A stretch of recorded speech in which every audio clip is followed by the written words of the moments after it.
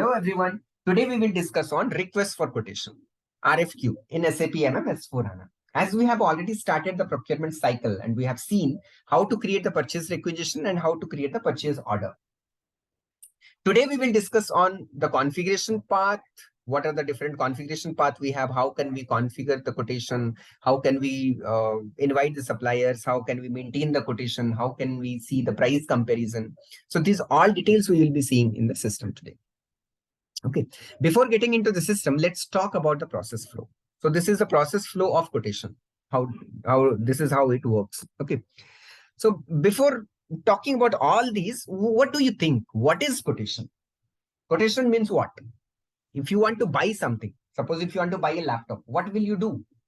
Either you will go to Amazon, you will go to other e-commerce companies, or you will visit to the local shops, local dealers, right? And you will try to get the quote from the supplier, how much online you are getting, how much you are getting from the dealer directly, how much you're getting from the local shops, right? So you will try to get the quotation basically from the suppliers. In the same way, when you will be working in the organizations, or if you are working in any company, if you want to buy something, as a buyer, you need detail about that particular product. When will be the delivery date, will be the delivery time, or how the quality of that product. So everything, if you want to check, you can get all the details in that quotation. Okay, now, so when we create this quotation and why it is required to create the quotation, you can see first step is purchase requisition. So purchase requisition means this is the first internal document which we have already discussed. It is must to create if you want to buy anything for your organization. So this is the responsibility of the user who is creating the purchase requisition to mention for what is the material he is looking for. If the user or if the buyer want to buy a laptop, he will mention the name of that material as laptop. Then what is the cost of that laptop and what is the quantity and all the details and the delivery date and all. Okay. Once he has submitted the quotation, it will be sent to the purchase department. Now, purchase department will check whether the supplier is readily available with them for that particular requirement or not. They have received the requirement of a laptop. Maybe that laptop can be Dell, Lenovo, it can be HP, it can be MacBook, it can be anything. So now the supplier means the buyer, means the purchase manager or the purchasing team will check whether that the supplier is available for that particular material or not. So that is what they will check first. Okay. If the supplier is available, directly they will float the quotation. If the supplier is not available, we have a one-time vendor concept. So in that case, they will invite the suppliers, the new vendors basically, and then they will get the quotation from those suppliers and they will maintain those, and then they will create a new supplier. So that is how this one-time vendor concept works. Okay. Now, next is supplier invited. Suppose you have selected your vendors, how many suppliers you want to invite, 1, 2, 3, 4, 5, 6, or it is a new one-time vendor, it depends. So once you have invited, now supplier will receive the quotation via their email, and then they will maintain the quotation. So who will maintain this quotation? This quotation will be maintained by the buyer. Where? When the supplier will submit their quotation. So first supplier will be invited, then supplier will receive the quotation, then supplier will submit the quotation, and then now the buyer will maintain the quotation in SAP system, and then an SAP system will compare the price. Then that supplier will be awarded if that supplier will be selected. If not selected, that supplier will be rejected. And then info record will be created. And then your purchase order will be created against the purchase requisition. So this is the end-to-end process flow. So, but today our focus will be more into the request for quotation, RFQ. Okay. Now let's get into the system.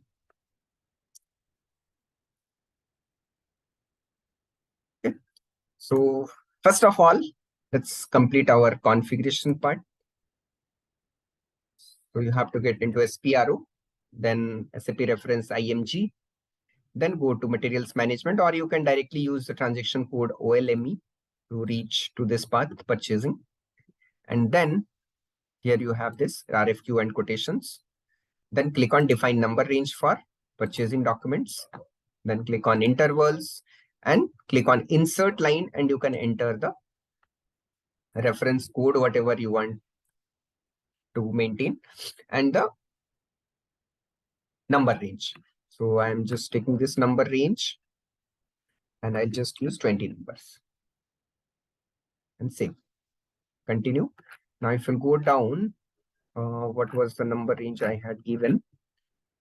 It was PT, right? FT, I guess. Yeah. Let's see. Yeah, this is the number range which I have created. So I have submitted and I have created internal number range, not the external number range. If it is external number range, I will flag it. But I have created the internal number range. Select. Now come back. So once you have defined the number range, next is define document type. So what is the document type? What is the standard document type for request for quotation? AN. AN is the standard document type. Like for purchase requisition and for purchase order, the standard document type is NB. Okay. But for the quotation, the standard document type is AN. So select the standard one, click on copy, change the code. And then, so I'll just enter ZM, request for code, or I'll just mention RFQ. So this document type can be created for different type of quotations. It can be from, it can be your service procurement quotation type. It can be your import procurement quotation type. It can be a domestic procurement quotation type. So these are the different type of procurement we have. Okay. For example, it is your RFQ for MR12, something. I'm just going to mention for my reference. So this is the interval number will be 10 because this is the first line. Then this is the number range internal. Click on here and then select your number range. So I had created internal number range. So this is internal number range assignment field. So I have entered. So I have not created any external number range. So I'm not using. And the field selection key is ANA. That is the standard field selection key. And press enter and click on copy all. So now we will also talk about this field selection key. What is ANA? Okay. So once it is saved, now you check your description. You check your request number. So I'm making the configurations for the procurement. So this is what I had created. So select, then click on save. Now come back. And next is now here you can see define screen layout at document level. So click on this. And this is the field selection key. So click on position and enter your field selection key. What was the field selection key? ANA. So for RFQ, this is the field selection key. Now continue. Then select and click on details.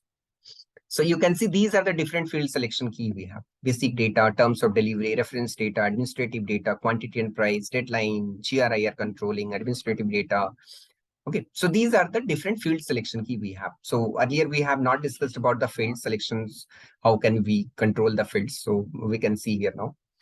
So now if you click on basic data item, you can see these are the different field which is there when we are creating a quotation. Okay. So here you can see plant, storage location, material group, material description. And here you have the option of required entry, optional entry, and display. So when we will create the quotation, whether this is a required field or optional field, or you are just putting it as a display mode. So based on your requirement, you have to select it. So if you want to make this field as mandatory, that no, whenever the user will create the quotation, they need to maintain the plant. So plant is a mandatory field. Then you will select as plant and you will remove it from the optional entry field. So this is how you'll make the settings. Okay. So based on your requirement, based on your expectation, you can check all the other fields as well. Click on quantity and this field also you can see what quantity, target quantity, unit of measurement, right? So we have different fields here, but we are not using all the fields. Whatever it is required, you just check those fields and select your parameters, whatever you're looking for. That's it from the configuration set. Now, once configuration is done, now you can use the transaction code ME41, or you can go through this process or this steps. This is the SAP Easy Access path. So click on logistics, then materials management, then purchasing, and here you have RFQ and quotation. And you can see first activity will be ME41 where we will create the quotation. The next is ME47 where we will maintain the quotation. And third, we have to complete this ME49 where we will do the price comparison. So click on ME41 first, select your RFQ type, whatever the RFQ type you have created. So I have created this. Language will be EN, RFQ date will be today's date, and quotation deadline will be you are giving 1 week of time to supplier to submit the quotation. Then enter your purchase organization and purchasing group. Okay. Once you have maintained, now again, it will depend how are you going to create this quotation. Whether you are creating this quotation with reference to PREC, purchase requisition, or you are creating it manually. If you are creating with reference to purchase requisition, the data, whatever it will be maintained in the purchase requisition will fetch automatically from PR to the RFQ. If you are creating manually, you need to maintain all the details manually, like what is the material, what is the quantity, what is the delivery date you are expecting, all the details. Okay. So now I will show you how to create the RFQ quotation manually. Okay. So I have just entered these details and press enter. So if you want to create with reference to purchase requisition, then click on here and enter the purchase requisition number and click on continue. The line item details will fetch automatically here. That is only the difference. And if I'll not enter the purchase requisition number and if I'll just press enter, I can see this is the blank. Only this is the difference. If you are creating with reference to the purchase requisition, the line item will pick automatically here. So you can select your material you can select based on your plant as well, for which laptop you're looking for. Enter your material, how much quantity you are expecting, and what is the delivery date you required. So this is the quotation deadline date I had mentioned. Then enter your plant.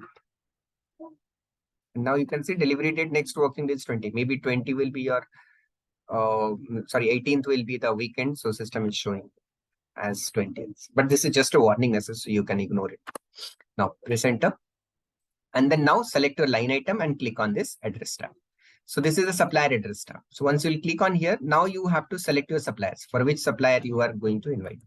So select it, then supplier, select your supplier. Suppose you want to invite this supplier. So just enter the supplier number and supplier details will pick automatically here. Then enter the email address of the supplier, because email will be sent to this quotation will be sent to this supplier to this email ID, and then save.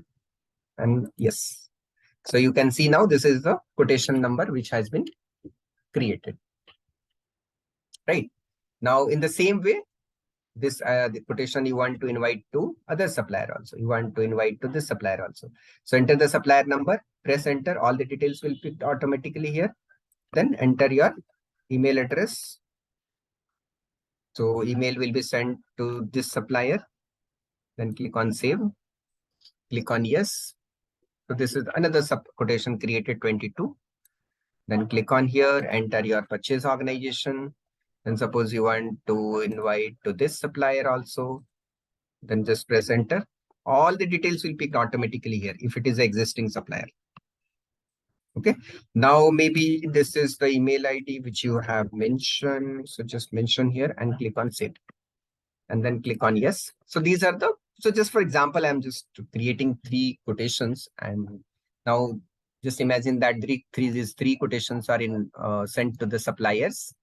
So now supplier will take a week of time, whatever the time duration we have given. Now suppose after 1 week, now supplier will respond to the quotation. So they will send all the details via email.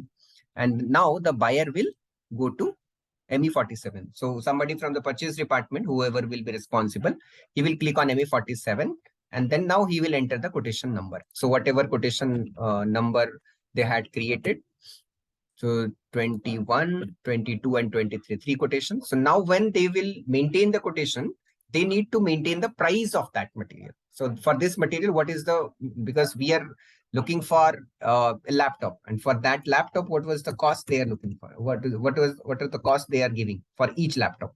So they will mention this price and then save. So this is for my first quotation. Now I'm going to submit for my second quotation. from this supplier, maybe I am getting the 1049,000 each. Then save. Then next one is 23. And this is maybe I am getting 45,000. So in the same same specification, whatever I'm looking for, right? So all the quotations are maintained. So once all the quotations are maintained, now click on price comparison. So once you will click on price comparison, if you know the quotation number, directly you can enter the quotation number, or you can enter the collective number, supplier details, whatever the details you have, you can maintain those details. 48. So it is starting with 21. And if you have multiple quotation number, you have this multiple selection option.